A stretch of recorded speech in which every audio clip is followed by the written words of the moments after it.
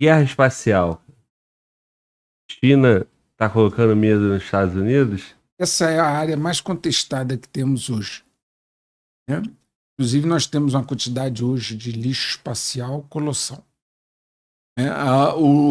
Quem mais coloca satélites no espaço é a SpaceX, do Elon Musk. Sim. Mas são microsatélites, né? Satélites de utilização militar, etc., demandam um outro tipo de porte, né? Aliás, só uma observação, aproveitando o embalo, tem 2 astronautas que eu não sei se já voltaram, estavam perdidos lá na estação espacial, né? Foram numa cápsula lá da Boeing, deu um problema e até agora não puderam retornar. A missão era de 8 dias, já parece que já passou um mês que eles estão lá na estação internacional.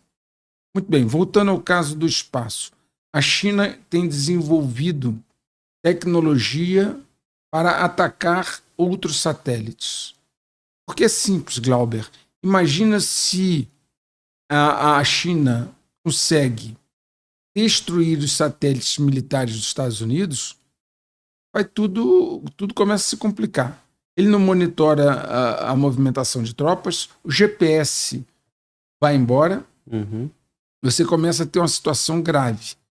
Segundo o próprio Congresso dos Estados Unidos e certos depoimentos, a Rússia também colocou um dispositivo nuclear no espaço, né? Que aí ela não vai fazer distinção, ela vai derrubar todo mundo, né?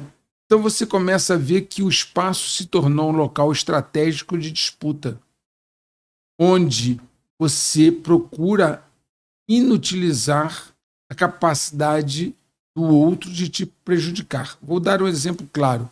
A Ucrânia precisou desesperadamente do Elon Musk no início da guerra, ainda depende dele, para monitorar as tropas russas, etc.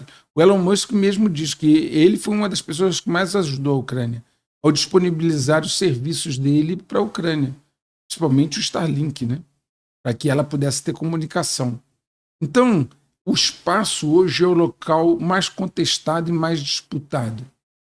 Aquele que tiver controle sobre o espaço vai ter controle sobre a informação estratégica que transita. A NRO encomendou ao Elon Musk, eu falo disso num dos últimos vídeos, a montagem de uma rede de satélites espiãs para eles. A NRO, que é uma agência americana. Então, hoje, essa questão do espaço se tornou, do ponto de vista militar, uma questão estratégica. A China está ganhando muito espaço nessa área. A Rússia já tem uma tradição, né? Já no espaço. E outro que está agora chegando ao espaço muito forte é a Índia. E é uma área onde a seleção é maior do que, por exemplo, na área nuclear. Quando você pensa em área nuclear, a Inglaterra tem armas nucleares. A França tem armas nucleares. Israel tem armas nucleares. Agora, quantos países têm satélites militares? São poucos, muito poucos. Capacidade de colocá-los lá, muito poucos. Seria o quê? Esses 3? Mais quem? Estados Unidos, China, Rússia e Índia. Basicamente são os fortes. Esses são os principais, né? E aí não basta só você colocar o satélite, mas agora você destrói o satélite do teu opositor, né? Fundamental. E aí virou um campo de batalha lá no espacial. Você ter como direcionar os satélites, mudar, às vezes, a posição orbital dele e atingir o satélite inimigo. Ou inutilizá-lo de alguma forma. Isso é essencial, fundamental. Todo o sistema de direcionamento, o GPS, por exemplo, depende desses satélites. Sem GPS, você não tem uma série de atividades aqui na Terra. Inclusive os navios, né? Navios não seguiam mais. Então, imagina, os russos têm o sistema deles de GPS. Imagina se eles conseguissem inutilizar o sistema ocidental. O prejuízo que isso causaria. E essa hoje é a preocupação, né? Inclusive um depoimento no Congresso falando que os russos colocaram uma arma nuclear no espaço. E acaba inutilizando Todo. Aí é indiscriminado. Todos os Todos os satélites. satélites? É. Há pouco o senhor falava sobre ataque em energia elétrica, água e tal. O satélite dá o mesmo efeito, porque para de funcionar tudo praticamente. O GPS para, né?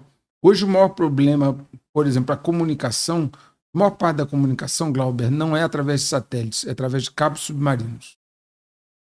Mais de 90% de toda a comunicação entre os continentes são cabos submarinos, não são satélites. Eles são mais de 90%.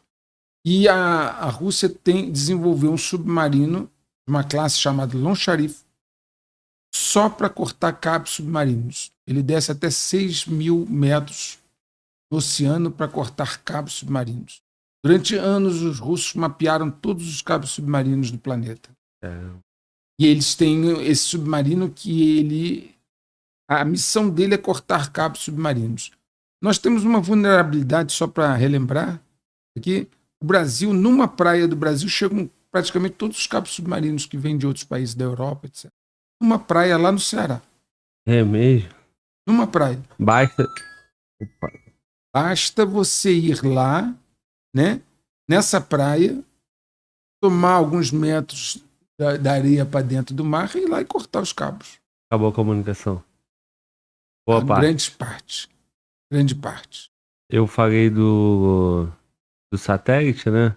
E o efeito do GPS, porque o GPS acaba que inutiliza um monte de coisa, né? Sim. Toda a orientação. Orientação, exatamente.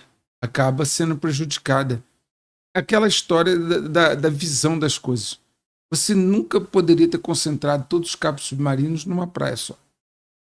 Isso não existe. Isso, não, do ponto de vista estratégico, é um absurdo. Quem foi o gênio? Faltou um gênio, né? Não, quem foi o órgão, né? Não a pessoa, né? Dentro do Ministério das Comunicações. Ministério das Comunicações. Aí coloca um deputado lá, um político, alguém que não sabe nada, porque vendeu aquela pasta ali num acordo político, aí dá nisso, né? O problema todo é a falta, né? O problema todo é a falta de visão de segurança. Depois que nós passamos o regime de 64, quase que se teve uma ojeriza a esse tipo de preocupação. Segurança nacional passou a ser quase que um palavrão.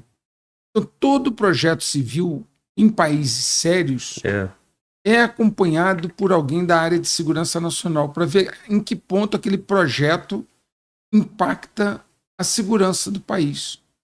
Olha, se você for construir uma hidrelétrica, é que todo mundo vai se preocupar com o meio ambiente, né? Mas quem vai se preocupar com a segurança abaixo da hidrelétrica? Se aquela hidrelétrica rompeu, o que vai acontecer? É verdade.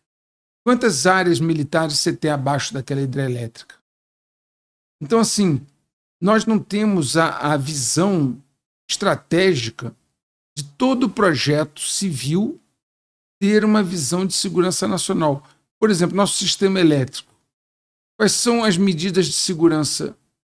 Você, para adentrar a área da parte elétrica, de manutenção de parte elétrica de uma grande operadora, quais são as barreiras físicas que tem para um cara entrar? Entende? Uma operadora da rede elétrica de São Paulo. Se um cara quiser danificar, quais são as barreiras físicas? Tem segurança? Tem gente armada cuidando? Não tem? Nós não temos esse tipo de visão. A gente só acha que ninguém vai querer danificar. Fazer. Você tem a empresa que fornece água potável, né? A água que vai para as casas. Quem é que cuida do reservatório? Um cara não jogar algum produto ali e matar todo mundo. Matar ou fazer. Nós não temos essa visão. É até ruim de falar essas coisas assim, porque pode dar ideia para algum maluco, né? Mas também pode dar ideia para que façam o que precisa ser feito. Então, numa situação de um país que leva a sério segurança nacional, qualquer projeto de uma hidrelétrica, né, de uma central elétrica, de uma empresa de tratamento de água, tudo isso tem sempre alguém da área de segurança nacional avaliando o risco daquela infraestrutura crítica. Nós não temos isso aqui. Nós não temos. Nem, às vezes, nem organizações militares têm a segurança que precisa ter para cuidar da organização militar, onde tem arsenal de armas e uma série de coisas. Nós já tivemos vários problemas aí de armas que foram desviadas. E nem lá tem, né? Entendeu? Então, assim, a grande situação de preocupação é que essa ojeriza que se tomou a esse termo, segurança nacional, etc., criou uma resistência a se pensar nisso. E essa resistência a se pensar nisso causou o nível de vulnerabilidade que nós temos hoje. Sim. Um usuário chamado Brasil, eu não sei se é homem ou se é mulher, ele falou aqui, ó, professor, essa movimentação do exército russo para dentro da Ucrânia seria um meio de sobrevivência à inversão dos polos magnéticos? E também essa pessoa mandou um outro superchat. Isso significa que existe outro tipo de ser humano quando se fala em seres humanos de superfície? Bom, vamos começar... São duas perguntas, isso, né? Vamos por parte. Vamos por partes, tal qual um esquartejador. Bom, o primeiro caso, a operação, a invasão da Ucrânia pela Rússia é um desdobramento do evento que aconteceu em 2014, né? Quando houve aquela questão da Praça Maidan. Então, essa situação ela já é um desdobramento de um evento que ocorreu antes e visava, basicamente, impedir que a Ucrânia se tornasse aliada da OTAN, porque os russos sempre quiseram que a OTAN não chegasse nas suas fronteiras. Então, basicamente, um movimento estratégico, né? Kiev, que é a capital da Ucrânia, sempre foi historicamente uma cidade ligada à Rússia. A Ucrânia sempre foi ligada à Rússia. E eles meio que entenderam que aquilo era uma invasão ao seu quintal, por exemplo, né? A questão dos laboratórios biológicos, da mudança da Ucrânia em relação ao Ocidente e deixando de ser uma aliada da Rússia. Esse é o contexto da invasão da Ucrânia. Okay? Bom, assunto 2, humanos de superfície. Existe hoje uma quantidade enorme de instalações que não estão na superfície, chamadas DUMBs, Deep Underground Military Base. Então existe um desenvolvimento bastante grande de instalações que não estão na superfície, né?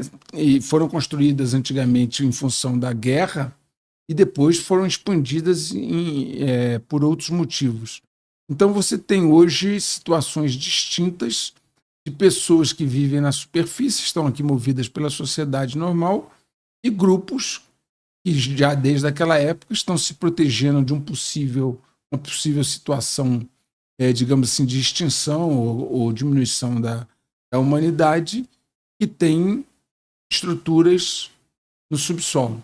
Foi bem conhecido, vocês devem ter visto, o Zuckerberg fazendo um bunker para ele no Havaí. Sim. Né? Você tem vários bilionários construindo bunkers. E essas bases militares profundas, DUMBs, elas existem em grande quantidade em várias partes do mundo. Isso já é um modelo que agora os bilionários estão utilizando da mesma lógica, né? Ilhas e... Isso, mas as DUMBs, elas tinham a finalidade de acomodar milhares de pessoas, né? Uma estrutura que pudesse sustentar a vida durante muito tempo até que a superfície se tornasse habitável novamente. Sim. Uma estrutura mais sofisticada do que esses bunkers que hoje são vendidos para os bilionários que estão comprando aí vários bunkers em grande quantidade. E aí, esse é um medo atual e necessário realmente? Ou vendem esse medo para os bilionários para ganhar uma grana? Vamos pensar um caso, por exemplo, de um Zuckerberg. O cara é bilionário, pode contratar qualquer pessoa para dar consultoria para ele, pode comprar informações. Ele, através da Meta, tem acesso, inclusive, ao seu celular. Exato. Ele é o cara melhor informado, né? que possa ter. Bom, com certeza você pode qualificá-lo de várias maneiras, menos de burro. Isso. Certo? E mal informado. E mal informado. Então o cara é bilionário, bem informado, inteligente e tem acesso a todo tipo de informação que a maioria da população nem sonha. E esse cara fez um bunker no Havaí muito bem estruturado. Isso foi notícia. Sim, sim. Ora, quando você olha para alguém desse jeito fazendo uma determinada ação, há que se pensar se ele é completamente, digamos assim, maluco, ou se ele tem motivos fortes para fazer isso. Com certeza ele não está jogando o dinheiro dele fora. Então leva você a pensar que isso deve ser levado muito a sério. Pois é. E aí? E quem não pode fazer um bunker? Por que faz o quê? Reza. Imagina que as coisas vão ficar melhores.